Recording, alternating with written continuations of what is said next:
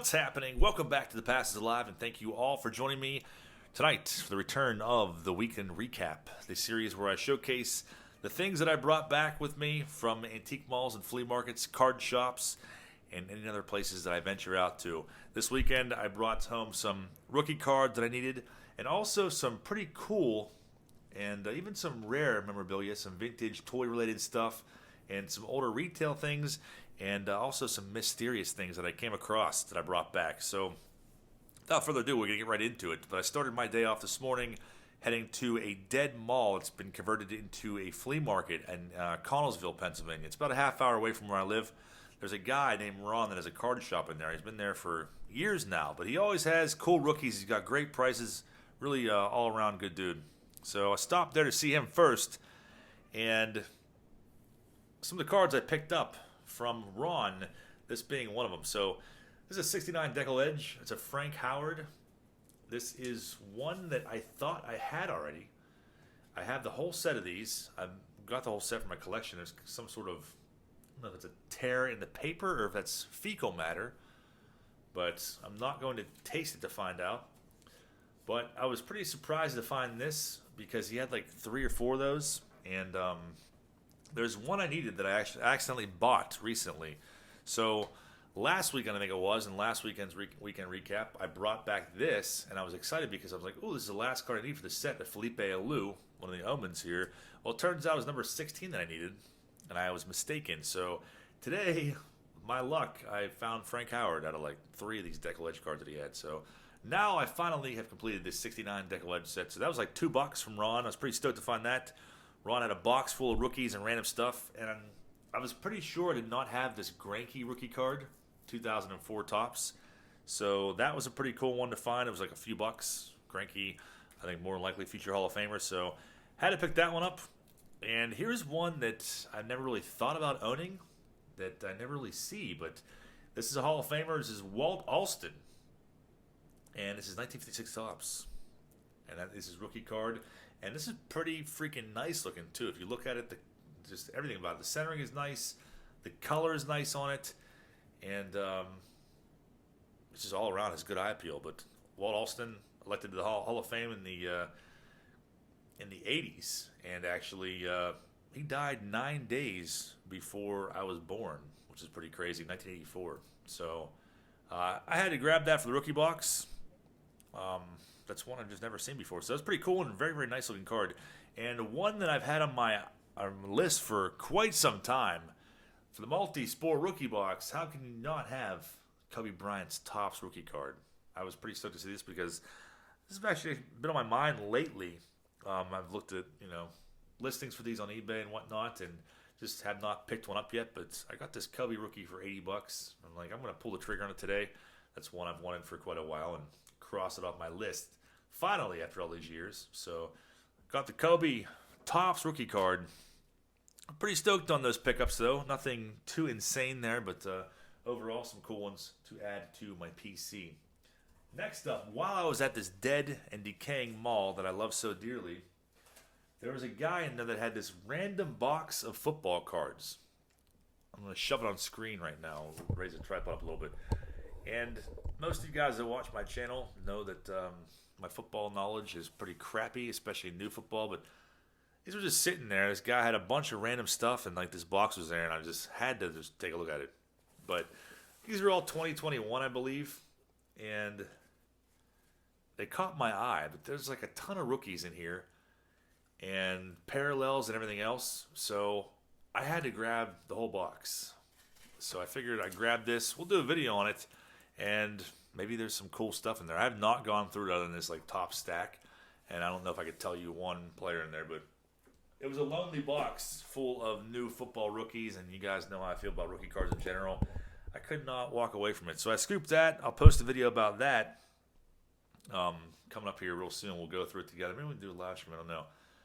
So I brought that back with me, and then I ended up coming back to my house. And there was an ad that I saw on OfferUp, the OfferUp app, which is, I don't know, I haven't really used it in several years. But I saw a listing or a posting on there like last night or this morning that caught my eye and was very mysterious. So here's what I had to go off of. This messy looking box, we have some autographs in there on balls, on different cards. There's some top loaded, there's an A-Rod. Looks like there might be some vintage in this messy box. But overall, it seems like it could be a pretty decent pickup for $50. The guy has good feedback for the most part. You scroll down and you try to decipher that pretty awful grammar. And it says there might be some rookie cards, a Jeter and A-Rod. And that was a very awkward and weird encounter because the guy knew I was coming there at 4 o'clock today. And then when I got there, exactly at 4 o'clock, he acted like he did not know that I was coming. So it was definitely pretty awkward. And based on the video that I showed you and the pictures of the listing, you could tell that he went through it even though he said he didn't. So it looks like everything's still in there that was in the listing. But I think that's pretty intriguing. We're definitely going to do a video on that box also this week. So after I left that awkward encounter, I decided to stop by my good buddy's house who lives like 10 minutes away from East Carson. And he is a toy connoisseur. He's got a massive collection of toys, a lot of rare stuff, a lot of valuable stuff, and carded things and everything else. And I haven't seen his collection in years. So I went and hung out with him for a while and BS'd and looked at all his new goodies. And I bought some stuff off him while I'm there because if you're a collector, then you know how it is. At some point, you accumulate too much stuff. You have to start letting some of it go.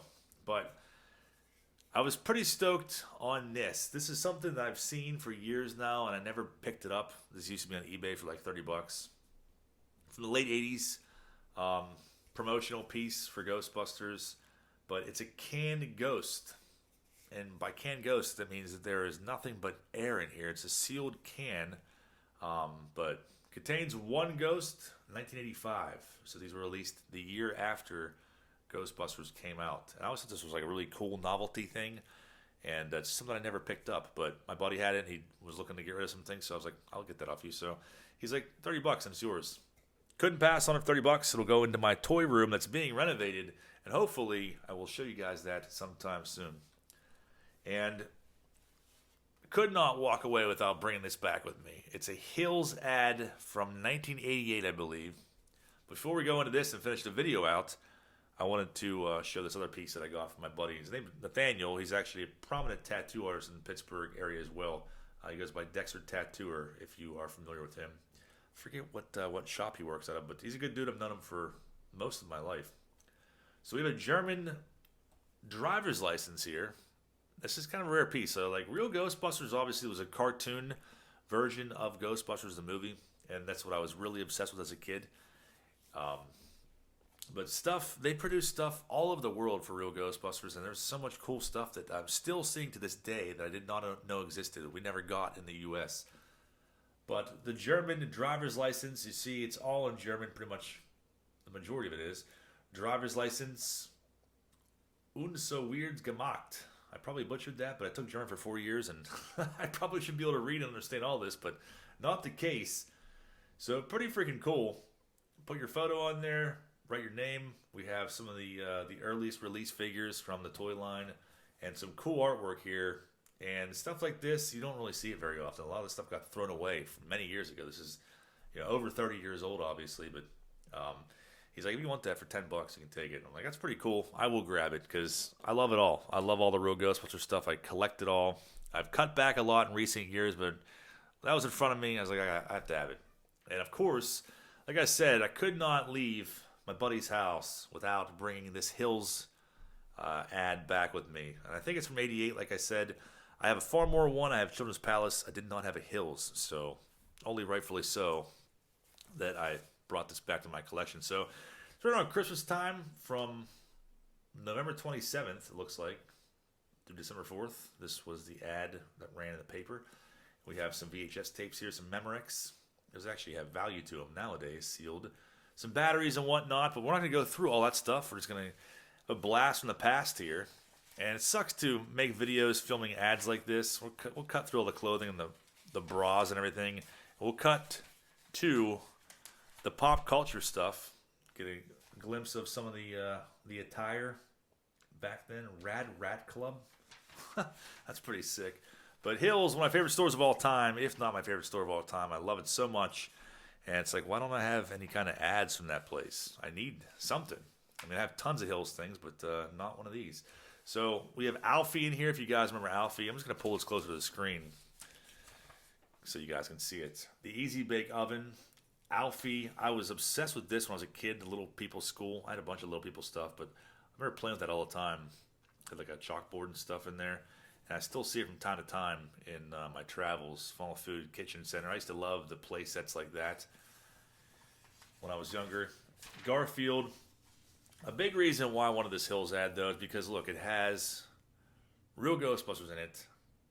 The Fright Features series, which I definitely used to have some of those as a kid, and I have them all now on the card. We have Ecto 2 on there. I also have that in the box, but I don't think I had any ads that actually had real Ghostbusters figures in them. So I think it's from '88 also, because that's when TMNT came onto the scene. We have original TMNT, probably Hardhead Turtles. Plushie there of Raphael.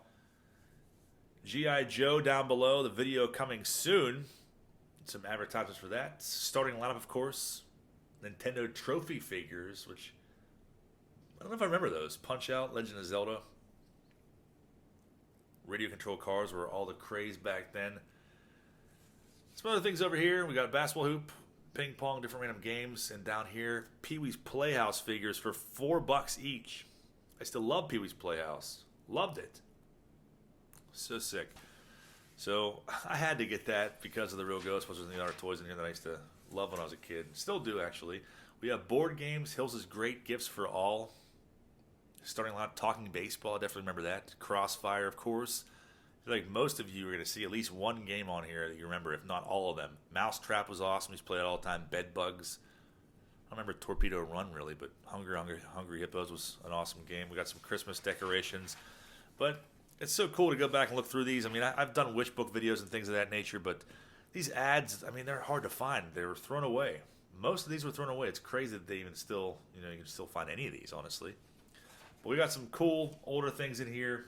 Some cordless phones, videotape cabinets. I'm sure you guys remember those. Walkie-talkies. It's like literally going back in time just by looking at this and all the memories that you see that come back. Tape recorder and mic, I definitely had that as well.